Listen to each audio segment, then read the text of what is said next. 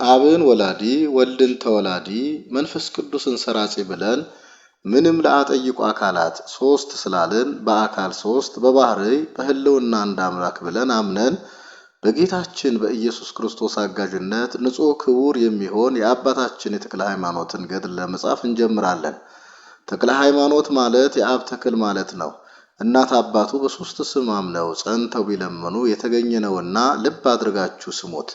ጸጥ ብላችሁ መንፈሳዊ በዓል አድርጉ። በምስጋና በመገዛት ህሊናን በመወሰን ጌታ ምእመናንን በሚዋሃድበት ቀን በመከራ በክብር ተመስሉት ዘንድ ያን ጊዜ የነፍሳችን አባታችን ተክለ ሃይማኖት ብላችሁ ትጠሩታላችሁ።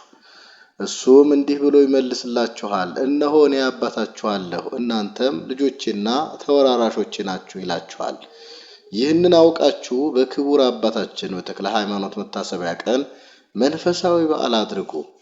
ዛሬ በዚህች ቀን እንደ ትንሣኤ አድርጎ ዝክሩን የሚያዘክር ሰው ሁሉ በምስጋና ጸሎት በማድረግ ጧፍ ዕጣን በመስጠት መስዋዕት በማቅረብ የታረዘ በማልበስ የተራበ በማብላት ፍጹም አባቴ ተክለ ሃይማኖት ይለው ዘንድ ይገባዋል። እሱም እኔ አባት አለሁልህ ይለዋል። ምእመናን በሚወርሷት በመንግስተ ሰማያት ከሱ ጋር ያኖረዋል። ለሁላችንም እሷን መንግስተ ሰማያትን ያድለን ለዘላለሙ በእውነት።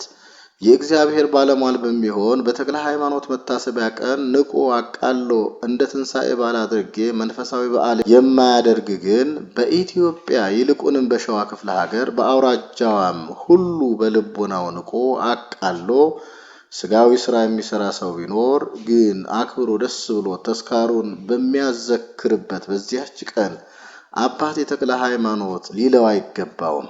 እሱ ምን አባት አለሁልህ ሊለው አይችልም። ቃሌን አልጠበክም ዝክሬን አልዘከርክምና አላውቅህም ይለዋል እንጂ። አባቴ የሚለው ዝክሩንም የሚዘክር ስሙንም የሚጠራ ግን ከሱ ጋር የዘላለምን ሕይወት ያገኛል። ዝክሩን ያልዘከረ ቃሉን ያልጠበቀ ከርስቱ ከመንግስተ ሰማያት የተለየ ይሆናል። ክርስቲያን ወይም ጻድቅ ኃጥእም ቢሆን የሞቱ ሰዎችን ነፍስ ሁሉ ከክቡር አባታችን ከተክለ ሃይማኖት ዘንድ ሳያደርሱ አይወስዷቸውምና አባታችን ተክለ ሃይማኖትን ባየ ጊዜ በመከራ ጊዜ ልጅ አባቱን እንዲጠራ አባቴ ተክለ ሃይማኖት ብሎ ይጠራዋል። እሱም እኔ አባት አለሁልህ ይለዋል።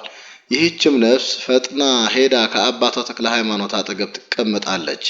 የኃጥእም ነፍስ ብትሆን ከአባታችን ከተክለ ሃይማኖት ዘንድ ሳያደርሷት ወደ ሲኦል አይወስዷትምና የኃጥኡ ነፍስ ብፁዕ ተክለ ሃይማኖትን ባየች ጊዜ አባቴ ብፁዕ ተክለ ሃይማኖት ብላ ትጠራዋለች።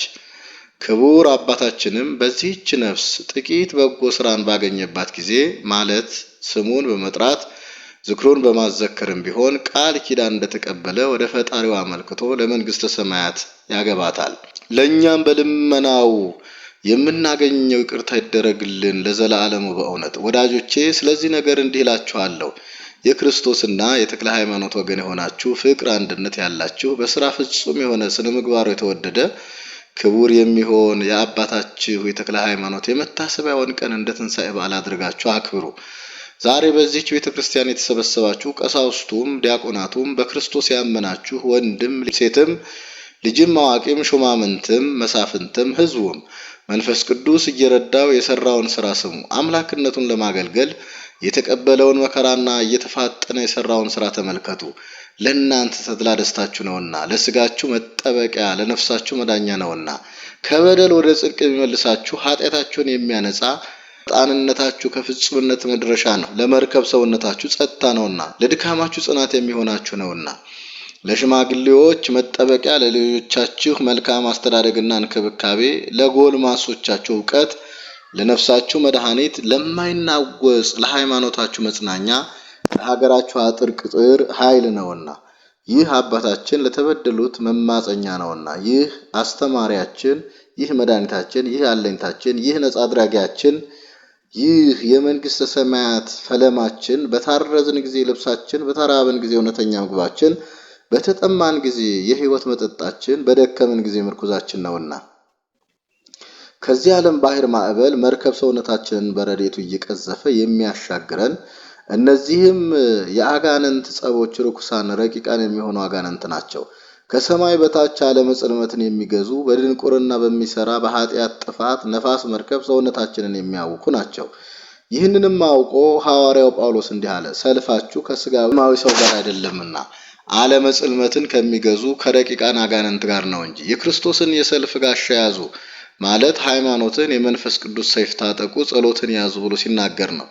በእውነት ይህ አባታችን ከአጋንንት ጋር በምንዋጋበት ጊዜ ምርጥ መሳሪያችን ነው። የተሳለ የመለኮት ሰይፍ በእጁ የተያዘ ነው። ሰውን ሁሉ የሚጎዳ በበረሃ ያሉ አራዊትን ድል የሚያደርጋቸው እሱ ነው። እኒህም በክፉ ስራቸው ሰውን የሚጎዱ ሰይጣናት ናቸው። እነሆ ይህ አባታችን ስለኛ ነፍስ ይዋጋልና ምንድናቸው የሚለን የለም፣ ድል የሚነሳን የለም። ሀብቱ ይታደገናል፣ ቸርነቱ ያድነናል፣ ልመናው ከኛ ጋር ስለሆነ ይረዳናል፣ አማላጅነቱና ጸሎቱ ደግፎ ያቆመናል።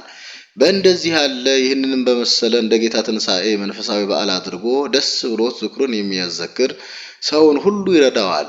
እናንት የክርስቲያን ወገኖች ስሙ፣ እዝነ ልቦናችሁን ከፍታችሁ ስሙ፣ ቸል ሳትሉ አስተውሉ፣ ሳትንቁ ሳታቃልሉ እወቁ። በክርስቶስ ስም በምትሆን በቀናች ሃይማኖት ከኛ ጋር አንድ የማይሆኑ እንደ ሰነፎች እንደ መናፍቃን አንሆን።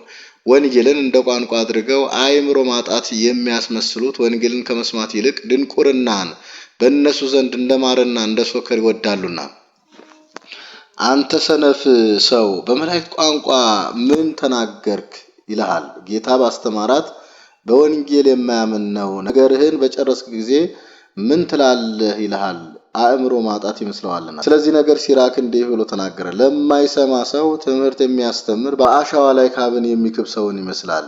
ለሚሰማ ሰው የሚያስተምር ግን ምርጥ ዘርን በለሰለሰና በጥልቅ መሬት ላይ የሚዘራ ሰውን ይመስላል አለ። ዳግመኛም ብልህን ምከረው አስተምረው እውቀትን ይጨምር ዘንድ።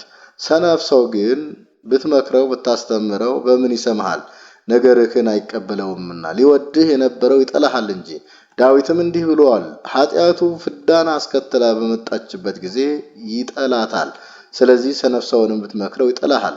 ወዳጆቼ እናንተ ግን ዛሬ ተድላ ደስታ በምታደርጉበትና ተስፋችሁን የምታገኙበት ቀን ነው። መስዋዕት የምታቀርቡበት ቀን ነው። መድኃኒተ ነፍስ የምታገኙበት ነው።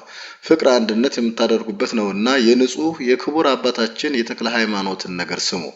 መጽሐፍ እንዲህ አለ፣ የጻድቃንን ነገር በመስማት ኃጥአን ይደሰታሉ። ደስ ያላቸው ምዕመናንን ነገር በመስማት ያዘኑ ሰዎች ደስ ይላቸዋል። መከራን የሚታገሱን ሰዎች ነገር በመስማት ድል የሚሆኑ ሰዎች ይበረታሉ። ራሳቸውን የሚያዋርዱ ሰዎችን ግን በመስማት ትዕቢተኞች ይዋረዳሉ። የቅዱሳንን ነገር በመስማት ኃጢአት የሚሰሩ ሰዎች ወደ ንስሐ ይመለሳሉ። የምዕመናንን ነገር በመስማት የሚክዱ ሰዎች ወደ ሃይማኖት ይመለሳሉ። ነቢይን ሁሉ አውቆ የቅዱሳንን ነገር በመስማት በዚህ ዓለም ያሉ ሰዎች ደስ ይላቸዋል ብሎ ተናግሯልና። ስለዚህም ነገር ስሙኝ እላችኋለሁ፣ ከማዕር ከሶከር ይልቅ የሚጣፍጥ ከወርቅ ከብር ከዕንቁ ይልቅ የሚወደድ የክቡር የብፁዕ አባታችን የተክለ ሃይማኖትን ነገር ስሙ።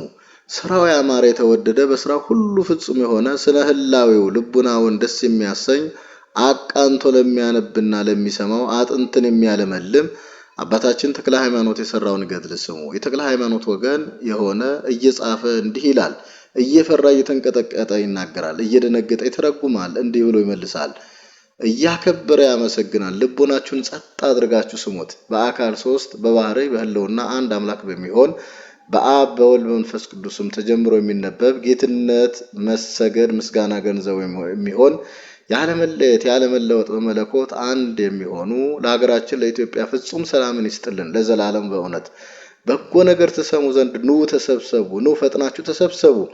የተጠማ ወደ ፈሳሽ ውሃ ፈጥኖ እንዲሄድ አባታችሁን የክቡር ተክለ ሃይማኖትን ገድል ሰምታችሁ ልቡናችሁ ይረካ ዘንድ አቤቱ ጌታዬ የሰራውን ስራ ፈጽሜ እናገር ዘንድ አፌን መልቼ እንድናገር አድርገኝ። በስልጣኑ ያደረገውን ተአምራት እናገር ዘንድ ፍጹም እውቀትህን አሳድርብኝ። ለአገልጋዮቼ ለምእመናን እናገር ዘንድ ክቡር አባታችን ተክለ ሃይማኖት መከራውን እየታገሰ የሰራውን እንድናገር አድርገኝ። በእውነት ለዘላለሙ አሜን። አሶላስ ጀምረን አስጀምሮም ላስፈጸመን ለልዑል እግዚአብሔር ክብር ምስጋና ይሆን፣ አሜን።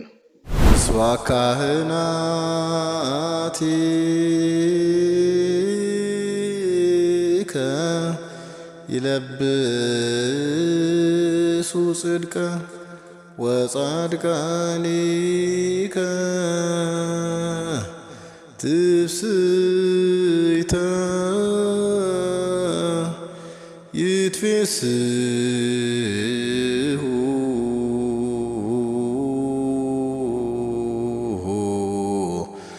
በእንተ ዳዊት ገብር